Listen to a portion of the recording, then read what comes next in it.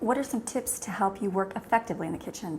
I know for myself, when I'm going to do something big in the kitchen, I always fill my sink up with hot soapy water. And so that way when I'm doing something and I'm hurrying up, maybe I just cut up an apple for a child, I take the knife, throw it in the sink, wash real quick and stick it on the side. I train myself to work as I go, so that way it doesn't get overwhelming. When I was younger, my mom would say I would just make a big giant mess and that, oh, I'll just clean it up later. And I did, but it was always so much more. And she's like, oh, I wish you would clean as you go. And I thought, why would you do that? I realized that, yeah, that was true. It's a good thing to clean as you go. It makes less mess. It takes way less time and you're done, because by the time you're all finished, it's like, ugh, so many dishes to have to do, and you don't have to do them at the end. You can just do them as you go. Remember that if you have a helper in the kitchen, don't put your knives in the sink and leave them there, because someone might reach in and grab them and cut themselves. I usually keep anything that's sharp on the side of the sink so that they can see what they are, so they don't accidentally touch them and cut themselves.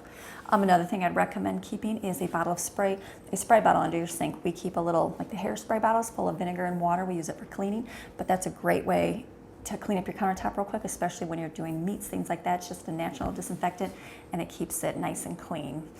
Skip the paper towels. We only have paper towels because right now I'm cleaning puppy mess up a lot.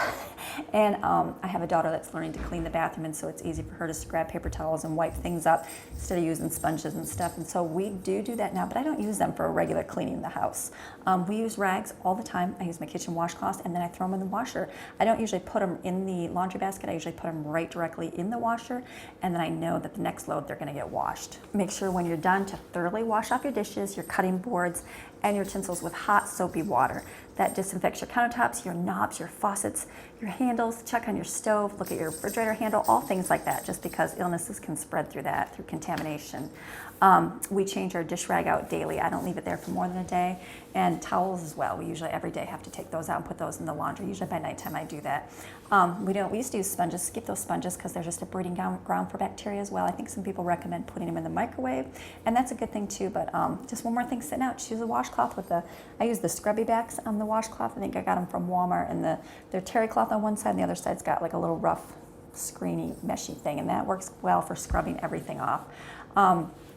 I also get some wire scrubbing things for the tough pans, things like that, and I get a 3-pack, and that will last me months. I usually can use one every month or two. It just depends on how much I have to use it. So those will last you forever. Here's a tip on washing dishes. One of my favorite things to do is wash dishes. That's one of the jobs I enjoy doing. I don't know, I like looking outside, reflecting, pondering about my day. I guess it's my only time of really looking outside and just seeing that serenity and peace of the outside world. So I'm there very much a lot during the day. And so I used to post my little scripture note cards or things I wanted to focus on getting ingrained in my brain and on my window, and I read them when I was sitting there. It was just a good place to be. I do own a dishwasher, but I don't usually use it. I just use it occasionally when things just get a lot, or like today, I threw them in last night because I was really tired of being in the kitchen. Yesterday, I was very tired, and I was like, ugh, I just want to be out of here.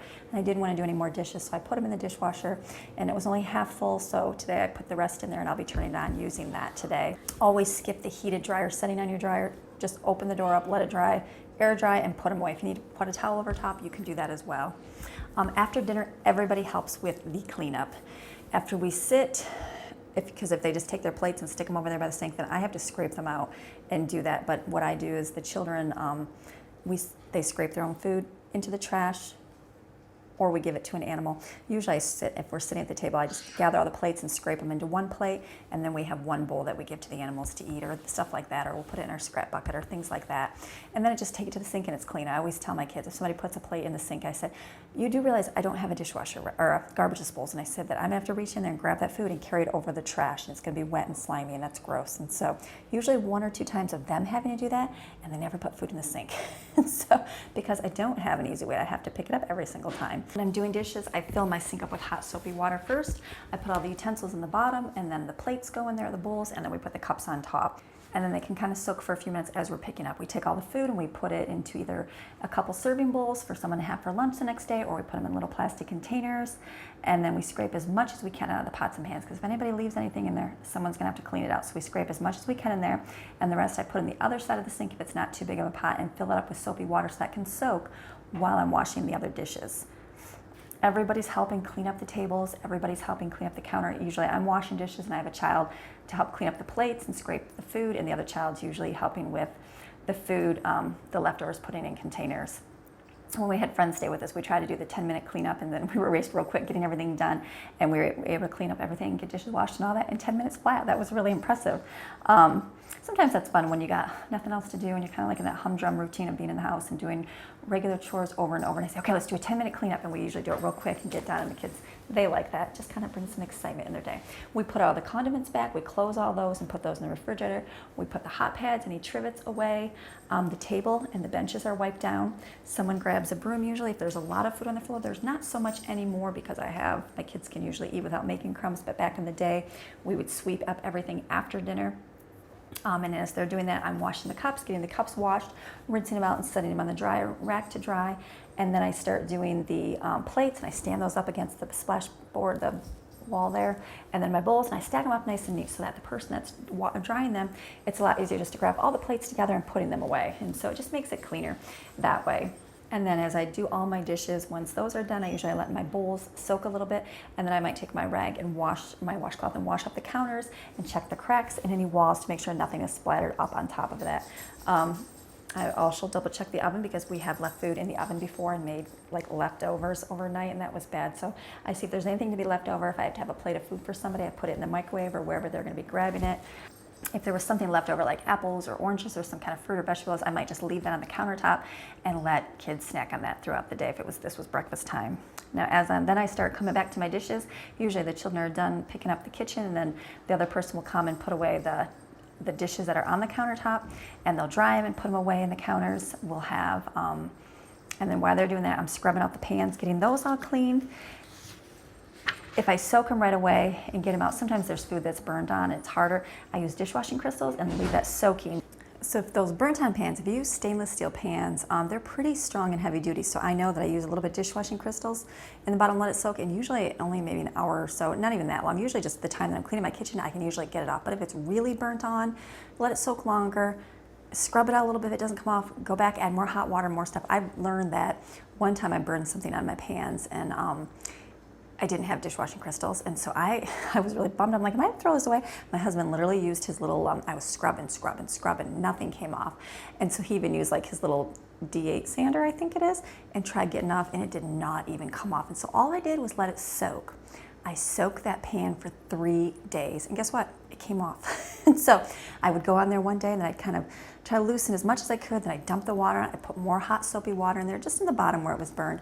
And then eventually the third day, it just lifted off. And so keep it soaking. Water, I mean, eventually got burned on there somehow, so eventually it will come off. And so you'd be surprised at how resilient your pans are. So that's something to do. If I know I'm gonna be doing some baking on a baking sheet, like when we do bacon, or I might do sweet potato fries, things like that. I don't want to scrub my pans. I'll put some aluminum foil down, and that just cuts down on having to scrub those pans off. And so that's usually my last thing. After I wipe up my counters and I do my pans, that's the last thing I have to do in my kitchen. And then once it's dry, we dry that off and put it away. Make sure that your child cleans the rims of that and doesn't place the lids directly on top when they put them away, because then if there's any moisture left, it's going to breed some mold and mildew. So we put them in the cupboard and we keep the lids kind of parted off on them. And then I take my drying mat, if it's soaked, which usually it is by the end of the day. If it's in the morning, it's usually not too bad, but at nighttime it's pretty wet. And so we take that, fold it all up and wipe off the rest of my counter. I take a towel and I wipe off my sink real good, wipe off the faucets, the handles, the back of the sink, especially the splash pad, and I clean that part off. And then I walk back and I step back and I look at my kitchen.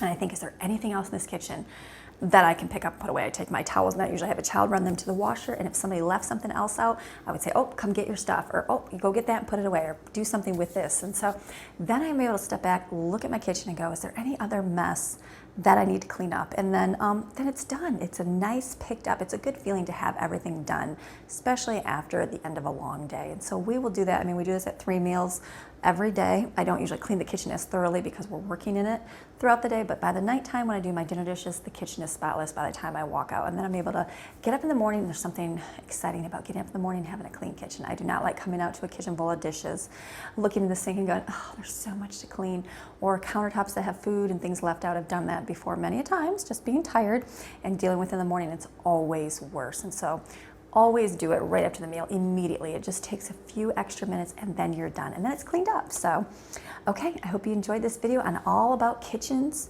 and how you can set your structure up in your kitchen, how to save more time in the kitchen, and also how to be effective in washing dishes and things. So I look forward to doing another one soon. Okay, bye-bye.